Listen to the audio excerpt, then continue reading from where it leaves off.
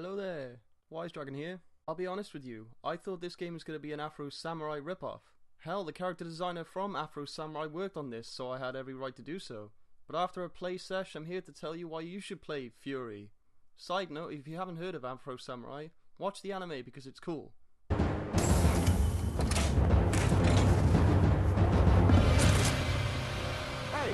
let him fucking RPG.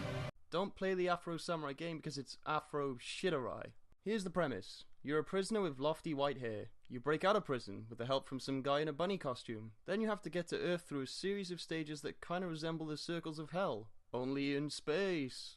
As you progress, this guy in the bunny costume fills in the narrative, although I still have no idea who he is. The game purely consists of epic fights of varying difficulty, mostly the hard variety. There's no platforming, no puzzles, no side quests, just straight up ass kicking. There's a few walking sections which show off the visual styles and the world around you, but these peaceful interludes all lead to one thing: boss battles. You've got a sword, a gun, and the art of super speed, and you've got to proficiently use all these abilities if you want to have any chance of getting through the first 20 minutes. That being said, the intro tutorial will quickly put you at ease with what you can do. The controls are super responsive, and should be for the amount of shit on the screen at any given time. Furi feels like if the hack and slash genre had a baby with a bullet hell shooter. It's fast, frantic, and flashy as hell, but that doesn't mean there's a lack of substance. In the spirit of the types of games it emulates, Furi is ridiculously hard and not easy to master. Sure, the concept's simple, but your opponents are complex and require you to remember the rhythms and patterns of their attacks if you want any chance of beating them. Each boss has around 5 forms, and each form's harder than the last. What I will say is that each fight can last some time depending on how you play. It's kinda like a violent form of chess where you have to think a few steps ahead. If you mess up once and miss a parry, or let your finger slip and hit a random energy ball, you could wind up dead and have to start from scratch. This can lead to fits of rage, and if you're like me, it will. Oh no, get up, no! No! Keep trying. The soundtrack's pretty cool, and goes nicely with the futuristic aesthetics. It's somber when it needs to be, and then kicks in hard and fast when you're in the shit and the adrenaline starts pumping.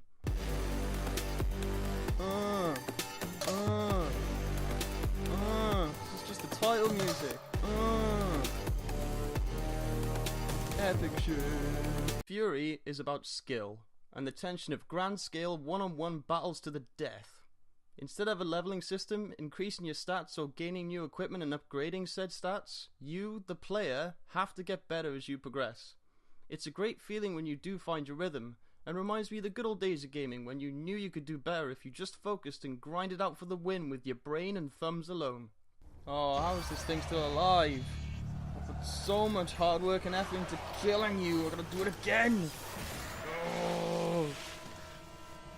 You shall not pass! Get out of here.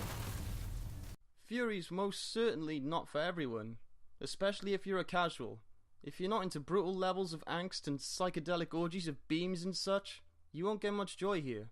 Other than that, Furi's one of the greater indie action titles out there right now, and you can sum it all up with one fine phrase: easy to learn, hard to master. There's an easy way and a hard way.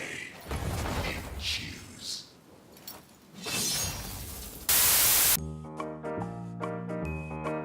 Wait, we don't have any. No one sponsors us. Well, this is awkward now, isn't it? I don't know, just put up some puppies or something. People like puppies.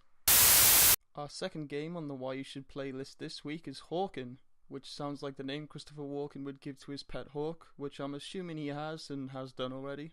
If you're into mech shooters, Hawken's right up your street. It's certainly no Titanfall, but unlike Titanfall, Hawken's free to download, and you're primarily in mechs and not running around all Call of Duty style. Hawken feels gritty and authentic as far as games about mechs go, in the sense that you feel like a giant lumbering metal killing machine. You can't just charge in and expect everything to explode.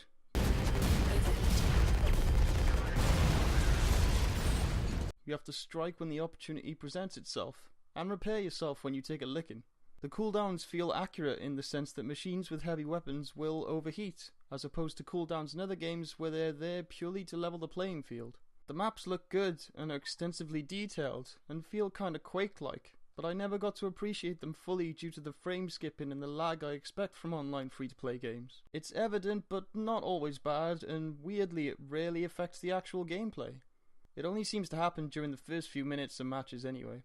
You've got all the standard issue game types, but Siege is the one that adds a whole new element to Hawken. Siege requires you and your team to defend anti-air silos while two competing motherships duke it out above you. The objective's to destroy the opposing mothership and base in order to win, or at least that's what I gathered. I was too busy blowing up motherships. Get down! Get down! Get down! Get to cover! It feels epic, much like the Walker Assault mode in Star Wars Battlefront, and again requires you to think tactically as opposed to just jetpacking in with Gatling guns with a pray and spray mentality. When you do good, you level up, and that gives you the option to purchase new mechs and equipment. You'll also gain access to upgrades you earn through experience, and credits to buy consumable secondary weapons. And then you've got all the microtransaction emotes and decals you could want. So the game can cost anything from a few pounds to a few months' wages depending on how rad you want to look. Luckily it doesn't take long to earn the meat of what you'll need for your own mech, so everyone's kept happy in that respect. For a free game, Hawken's definitely worth a try. I've never really been a fan of mech games, but this one's kept me playing. Normally you see through the flashy intro movie, get to the matchmaking and realise whatever you've wasted a good half hour on wasn't worth the time in the first place. But if you're itching for Titanfall 2 and like blowing shit up, or just like blowing shit up for that matter, Hawken will keep you entertained. Thanks for watching, and for more rants, news, chats and reviews, subscribe to WiseDragon. You would be wise to do so.